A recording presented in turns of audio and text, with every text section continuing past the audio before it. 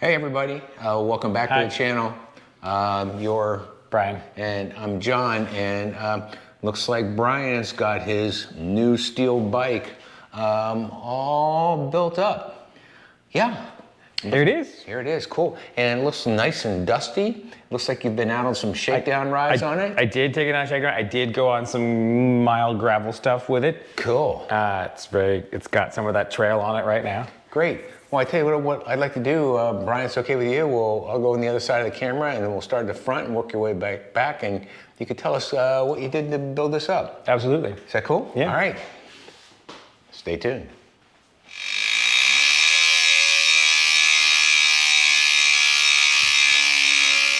So here we got. We saw this frame a couple weeks ago when I unboxed it. This is by New Albion, which is the sister company of Soma Fabrications out of San Francisco. It's the Privateer is their model. This is their like cantilever rim brake bike. It's only one of two bikes they still make, I believe. I really like this metal badge here, Brian. It's so nice. Cool. It's kind of a nice logo too. It is a very cool logo. Yeah. So what did you do here to build this up? Tell me aside from the frame, there's only a couple of new things on this bike. I basically took most of the parts off the Blue Bomber, swapped it over here, with the exception of things that didn't work because of the rim brakes and the shifting, and all that stuff came out of my parts bin.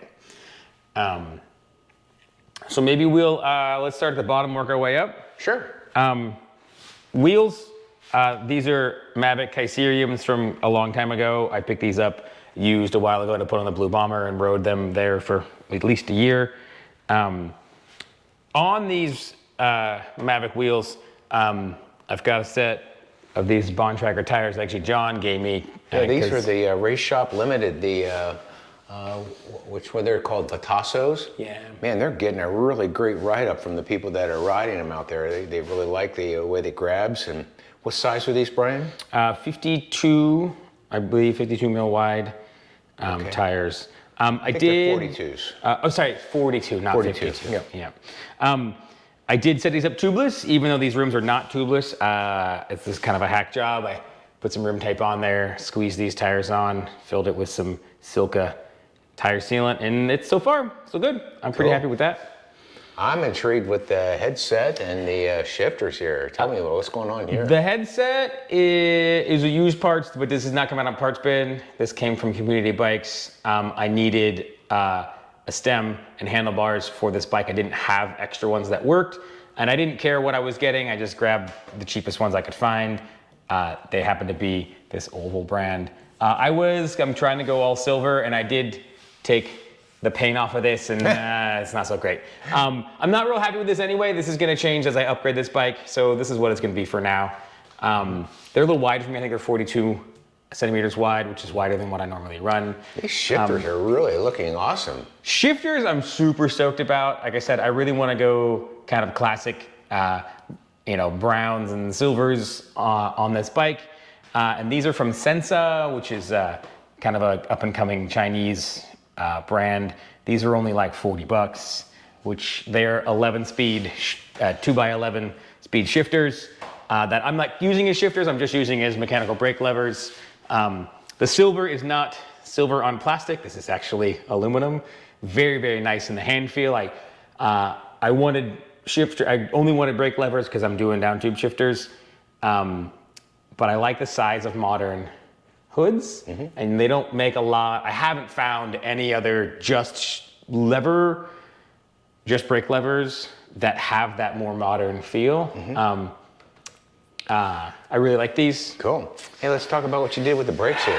Brakes nice and dusty, buddy. Hacked together. These are super dusty. Because this is set up for the cantilever / V brakes. And I had these candy brakes in my parts bin. Still working on getting these totally dialed in, and I will probably upgrade these to something that isn't 25 years old. But I'm so far happy with the braking. Apparently, if you get these right, they can be quite powerful, almost too powerful. So I'm pretty. I did have to get this guy right here. It did not have a way to do the cable stop here. Right. And so this was a very important part. Got this. It's Origin 8. It's the company. Origin 8. Okay. Oh, and here we go. Down tube shifting. Down tube shifters. Oh my gosh. The vast majority of these parts are 105. So these are 105 down tube shifters. I think they're indexed 8-speed, but I'm running them as friction. So far, it's not that annoying. But we'll see if I go on some longer rides with more undulating terrain, that might change. Yeah, I was wondering if you've reached up there on your hoods and tried to shift and saw what was going on. I haven't done that yet. All right, let's look down here. This is another 105 part. This might be my favorite crankset that exists. This is the last iteration of Shimano 105 that used 5 bolts. Mm-hmm. So I forget, that makes it the 5800 or something, but it came in silver. I really like the look of it. This was what was on the Blue Bomber. So I'm looking at a Dura Ace front derailleur here. That was a score I made from Community Bikes a while ago. Somebody had way underpriced it, and I picked that up real cheap and haven't found it on there, but I love sticking this super high-end Dura Ace derailleur on here. Yeah, it's gonna work great. For the folks out there, we did have somebody who mentioned they picked up one of these frames after our last video. They do not have a braze-on spot for front derailleur. So if you are gonna run this 2x, you either need a clamp-on derailleur, or I picked one of these clamp-on derailleur hangers. I just got that on Amazon. Cool. So you will need one of those. They doesn't come with a front derailleur hanger. Right. And group set of the people here in the back. Yep, I think this is 5600 era Shimano, so this is quite old, getting back there. This might not be the permanent derailleur on here. It was cheap at Community Bikes, and it was silver that went with everything else. I don't know if it's gonna have the reach and the capacity to do the size gears I eventually want to end up on here. But it's working right now, and I like it, and it looks good. It does look great.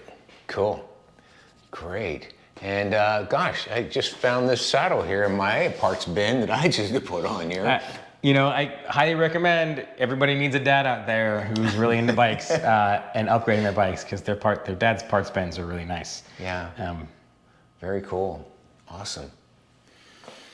Hey Brian, this is a great looking build up, and it's going to do, I think, almost exactly what you want it to do. I'm really, really happy with the way it's turned out thus far. I have some plans for the future, but I'm going to make a bold statement. Okay. The new Albion Privateer, this frame right here, this bike, this is the spirit of gravel bikes. This is the spirit of gravel bikes. Everybody needs to go out and get one of these bikes. If this bike were a person, it would have a mullet and a mustache and short cut-off jeans with tan lines from the good shorts. Yeah, that's serious. I get it. This bike is the 90s mountain bike convert that is actually the right size to do what we want to do, instead of converting a 90s mountain bike to be a gravel bike. Absolutely. I don't think I could personally design a better bike than what is sitting right here. Yeah. All right, so tell us what's in store. Let's talk about the wheels first. What's in store? So wheels, I have some plans to build up some modern rims on some classic hubs. So I want wide, tubeless compatible, somewhat aero profile alloy rims, and I'll probably throw those on a set of Ultegra or Dura Ace hubs.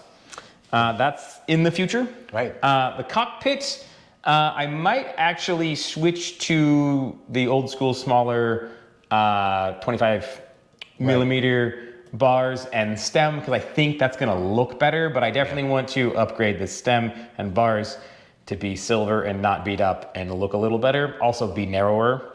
Yep. Other upgrades that I have in mind, as of right now, it's probably gonna sit where it is, though I will probably eventually upgrade the brakes just to something that's not totally roached. Lastly, there's not enough gearing on this for me to do what I want to do. Nope. It's just under 1:1, I think is the smallest gearing we got. Like 1.06? Something like that. Okay, yeah, that's what it looks like. And that's not going to be enough to do what I want to do, and so I need a bigger cassette in the back, and that is going to entail maybe doing something funny with the derailleur, but we'll see. Yeah, should work. Well, folks, there you have it. New Albion Privateer, all built up, ready to ride. Looks like Brian's done some cool shakedown rides on it. Hey, hope you enjoyed this. And, oh, you had something else? Yeah, well, so I did film most of the buildup of this. And if you are interested in watching that, we will link it to here. We did not want to, was there something on my shirt? No, your microphone was upside down. You just wanted to get your heartbeat instead of your voice. If you want to see 25 to 30 minutes of building up this frame, we will link to it, however that happens. You know, some people like watching that stuff. Some people do, yeah, cool. It'll be great. Well, I hope you enjoyed this, so make sure you do that standard YouTube stuff like, subscribe, and notify so you know when our next stuff's coming available. You can look for that build video. And, you know, next week, next Sunday, we're going to talk about mental health, Brian. And I think that's a big one right now. A lot of that's in the news. So, well, in the meantime, make sure you go out and ride and have fun. And keep the rubber side down and go out and get a little dusty too. That'll be fun. All right. Bye, y'all. Bye.